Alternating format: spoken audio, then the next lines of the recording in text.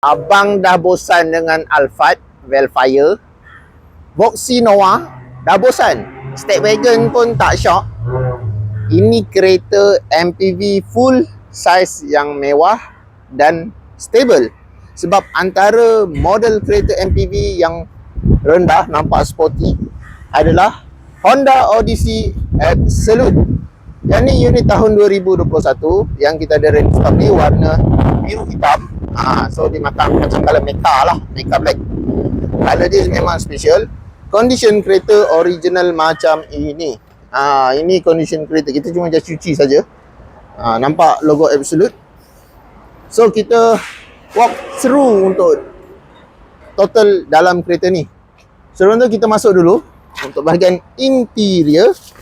Kita akan nampak kereta ni datang dengan button start stop dia dekat bahagian tengah. Nampak racing macam ni. Getter infotainment, original Japan. Yang ni rasanya dia dah built in dengan Android Auto dan Apple CarPlay. Yang ni juga ada model pedal shift, guys. So untuk safety dia, yang lain dia dah datang lane assist, pre-crash, autonomous cruise control, dan juga ada 6 airbag. So kereta ni lengkap sebuah MPV dengan sound system yang bagus, dengan ada pedal shift, and then datang lagi dengan Honda sensing, safety sense dia dah ada dia dah ada safety sense, lane assist, pre-crash, autonomous cruise control. Aircon pun digital, bahagian belakang pun ada. So depan dia ada single zone, ni single zone saja. Dia depan saja ada, kiri kanan tak ada. Dia single zone, depan, belakang ada satu controller. So kira dua zone aircon saja. Dua zone aircon saja dengan penyucian secara automatik. Boleh nampak dia punya papan pemuka dia. Yang ni dia lebih harmoni. Feel dia tak nampak macam murah sangat, tak tajam-tajam. Dia nampak kayu macam ala-ala original macam tu.